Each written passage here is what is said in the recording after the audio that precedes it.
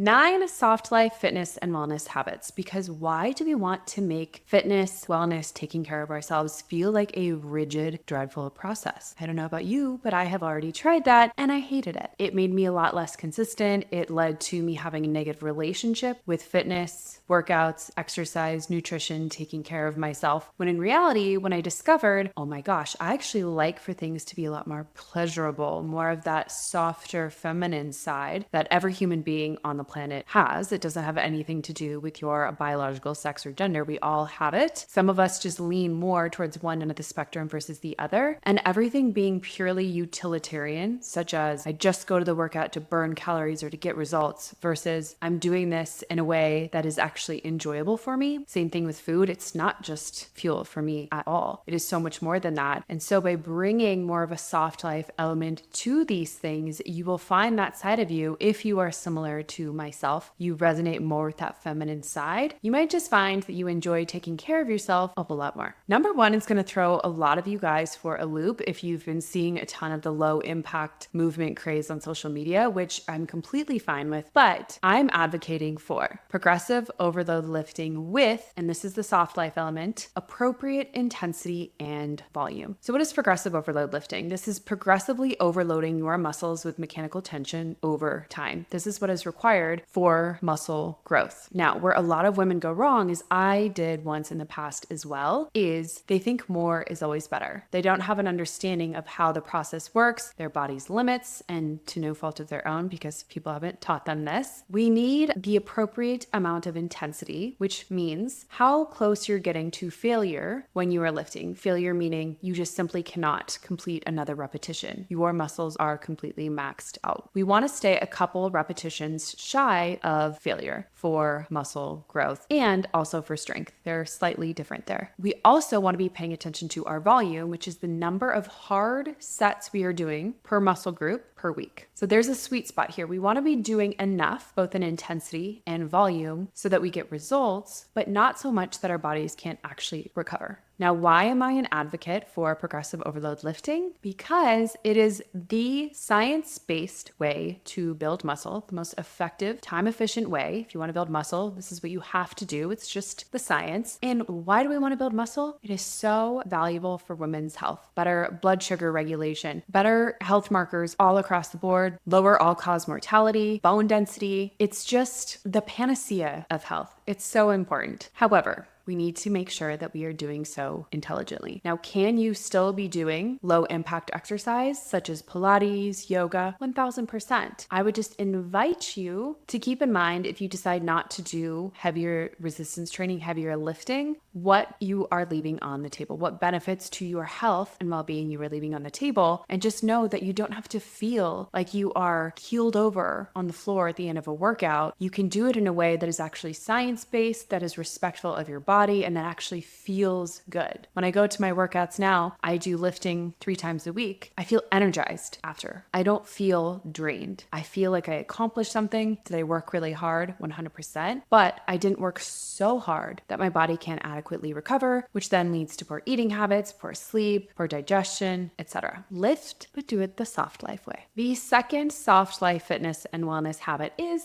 slow walks in nature. This is so good for our nervous systems. And why I recommend doing it outside? Look, I live in a city. I get it. I'm not walking into the woods, which would be ideal, honestly. If you have that available to you where you're truly in nature, then even better. However, just getting outside, paying attention to your surroundings, paying attention to the birds chirping, anything that is getting you outside of the technology hole that we find ourselves in, plus getting movement, gentle movement, relaxing movement is so beneficial for our nervous systems. Now, when it comes to fitness, you are increasing your total daily energy expenditure the more you move throughout the day, typically speaking, if all else remains the same. Now, physical activity has been shown to be one of the elements of those who are able to maintain their weight, their body composition long term. It is just overall great for our health. Current research suggests that around 9,000 steps a day is where the health benefits habits start to cap again, all else being equal. But if we even remove the calorie burn aspect, being outside, moving your body, these things are beneficial for your nervous system, which is going to lead to other healthy habits being a lot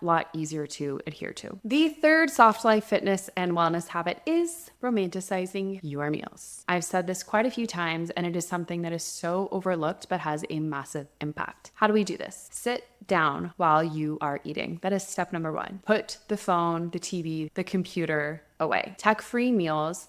Plate your meal. I worked in a corporate office for many years, and yes, I brought my food in Tupperware. Maybe you're grabbing food from the cafeteria. If you can put it on an actual plate and sit down and make it a mealtime versus just working at your desk in front of the computer, which I was so guilty of for a long time, it really allows your brain to register that you are engaged in the act of eating instead of, oh my gosh, I've just been eating mindlessly for 10 minutes. I didn't even have any emotional experience with this. And now I feel like I haven't even eaten. Then you find yourself more snacky. This also allows you to enjoy the process of eating more nutritious foods. It's an enjoyable process versus just shoveling it into your mouth, maybe eating on the go while you're standing in the car, what have you. Other things you can do to romanticize your meals. Aside from just plating it, you can add some fresh herbs, pickled onions, a little bit of crunch, a little bit of extra, and this can take you 2 seconds to add, goes a really long way when it comes to satisfaction, which is incredibly important for taking care of yourself, which is incredibly important for ensuring that you're actually going to be consistent with eating nutritious meals. We need the satiety, keeping yourself full, but we also need the emotional element of satisfaction. The fourth soft life fitness and wellness habit is seasonal cooking, seasonal eating. Go along with what your body is naturally craving. Typically, we see this in the colder months that we crave warmer foods, maybe fattier foods, more rich foods. In the warmer months, especially when it's super hot out, you've probably noticed, oh my gosh, I really don't have much of an appetite. It's so hot, and you're craving fruit, smoothies, salads, things that are a lot lighter and that are cooler in temperature because our bodies know a thing or two. And if you lean into this will really help you build trust if you're working on your relationship with food as well, and you find yourself being a little bit rigid with the types of foods that you are having. This will further that sense of trust with yourself, with food, and with your body. And it makes it a whole lot more fun. You are engaged in the flow of life. Currently, I'm recording this in November, and I adore this season of the year, and it's short. Fall is a really short period of time. The holiday season is a really short period of time. So I am 100% all about eating the foods that are relevant to this period of time. And then as we transition into spring, I'm looking forward to more of the asparagus, the zucchini, the lighter foods, and on we go throughout the rest of the year. Give this a whirl and see how much more you actually enjoy feeding yourself really nutritious foods. The fifth soft life fitness and wellness habit is seasonal workouts. So along the same lines of the previous one, start to just pay attention to what your body is naturally craving. For me, and for many of my clients, we find ourselves gravitating towards heavier lifting, being in the gym more in the winter versus in the summer months, in the warmer months, being drawn to activities outside, maybe more tennis, more golf, more endurance type of exercise out in nature. But in the cold, especially depending on where you live, going out for freezing cold walks when it's 10 degrees outside, definitely still recommend getting outside, but going for a run out there, not going to be the most enticing thing. And rather than saying, okay, you need to be super rigid with doing running all year round, if that's not something you're genuinely feeling drawn to nor enjoy, then lean into another form of fitness, another form of exercise. See what you naturally crave. You might be more drawn to hot yoga, hot Pilates classes, getting to the gym and saying, what a perfect time while I'm eating more rich foods like fattier cuts of meat, more starchy carbohydrates.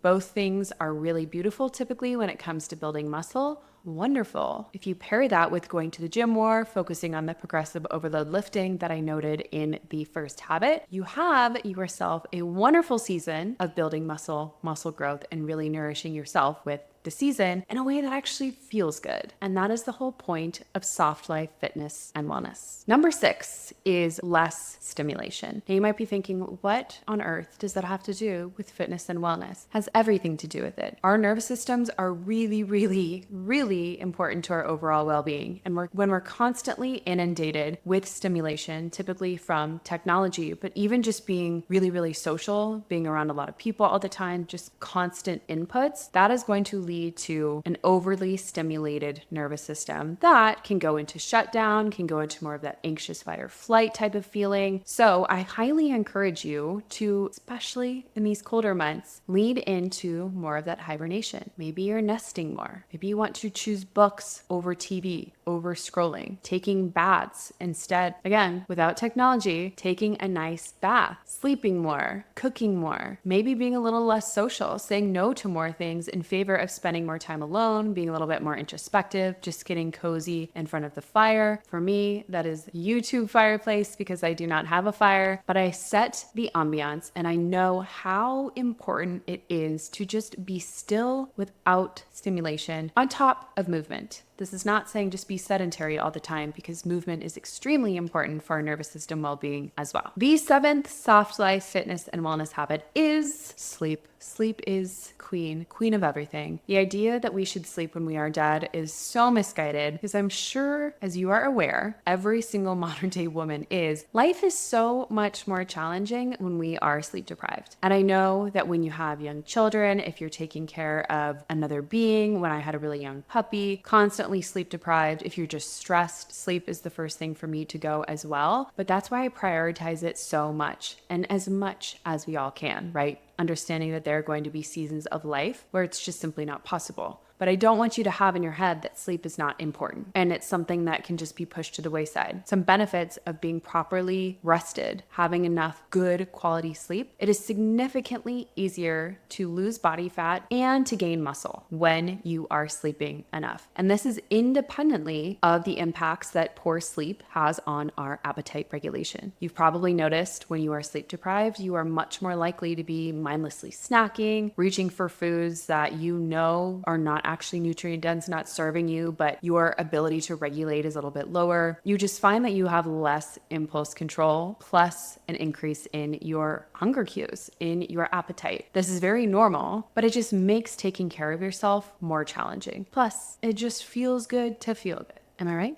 The 8th soft life fitness and wellness habit is to make hydrating fun. Now, I personally love water. When people say they just hate the taste of water, do I taste it? No. Do I enjoy the sensation of feeling hydrated, knowing it is going into my veins? 100%.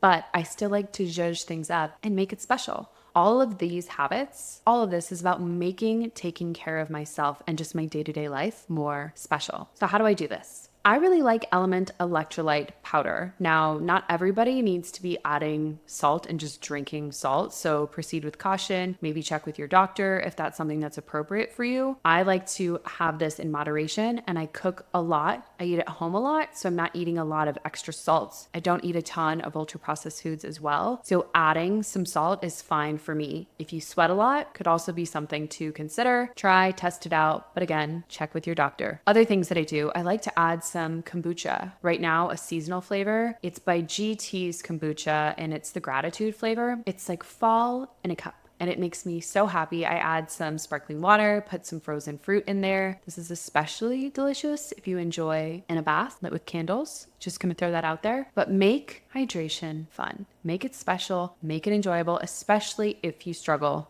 to drink your water. The 9th soft life fitness and wellness habit is wear cute clothes to the gym. And I know that this can feel like a privilege, a luxury with the cost of well-made fitness clothing that is not fast fashion. It's really challenging to find. Maybe I will make some of my own here, come out with a collection for us because it is just impossible to find things that fit fit us well, that stay up, that don't have the front seam, that have a high enough rise. Everything is a crop top now, and I don't want to spend $200 on a set when I can't mix and match anything with anything else. Am I the only one who feels this way? Comment below and let me know your thoughts on common athletic wear brands, because we can put our heads together and create one of our own, okay? However, that was just a tangent. When it comes to dressing up for the gym, you just feel better. And when we feel better as women, it's a snowball effect. When we feel better, we're more excited to make decisions in alignment with taking care of ourselves. When we go to the gym and we feel good, we're going to stay at the gym and complete our workout. And we're going to do it with our shoulders back, proud of ourselves for showing up. And it's not about impressing other people. It's about us showing up, feeling good about ourselves. And that, my friend, is a pleasurable experience all in its own. We deserve to feel good about ourselves. Wear something that is true to you. Make sure you're not just wearing things that are trendy and what, if you don't resonate with what a 22-year-old in LA is wearing, don't wear that. Wear something that speaks to your authenticity and makes you feel beautiful, makes you feel strong however you want to feel. And then rock that, you know what, at the gym. Taking care of ourselves should not feel like this rigid, dry, dull, just stale process. Bringing that feminine element to wellness after a lifetime of it feeling so bro-y, if that doesn't resonate with you like it didn't for me, will change the game for you. Spice things up. Romanticize taking care of yourself. Bring that soft life element into your wellness and fitness. And yes, you can absolutely bring the same energy into getting leaner, losing body fat, gaining muscle, whatever your goal is as well. I do have an entire course on that. If you are interested, Sustainably Lean Academy, that is linked below. You can get started with my maintenance masterclass as well. If you just want to get a better understanding of how the metabolism works in a high level way, you can track your food, you cannot track your food. I give you all the options. Find the details below, and I will see you in the next video.